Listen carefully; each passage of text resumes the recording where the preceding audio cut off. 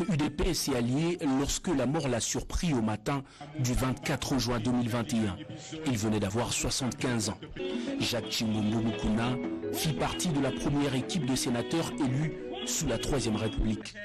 En 2016, il avait répondu à l'appel d'Étienne Tshisekedi Wamulumba et intégra le rassemblement avec ses proches. Son décès survenu à Kinshasa a attristé de nombreuses personnes au-delà de sa famille biologique.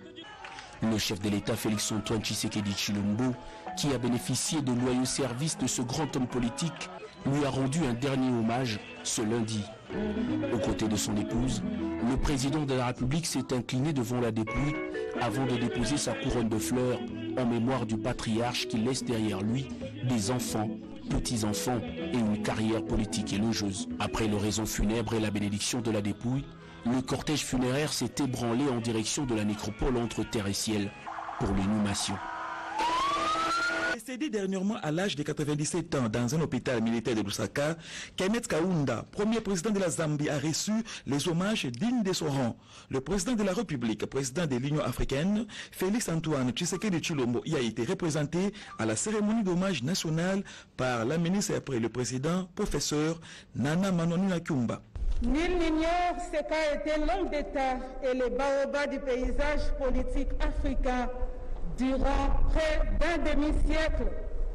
Tant de qualités, le dévouement et les soucis du bien-être de l'Afrique et des peuples africains ont toujours été incontestables chez le docteur David Kenneth Kaunda, affectueusement surnommé Keikei, jusqu'au-delà des frontières de son pays.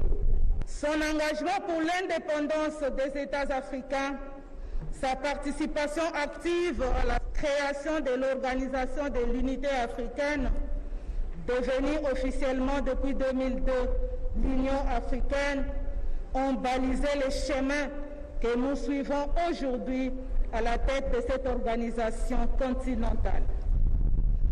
Son Excellence le Dr David Kenneth Kaunda, paix à son âme, et ses pairs ont en effet relevé les défis tant internes qu'externes, persévéré dans leur quête de paix, d'unité et de solidarité africaine et contribué activement à la libération de l'Afrique du colonialisme et de l'apartheid.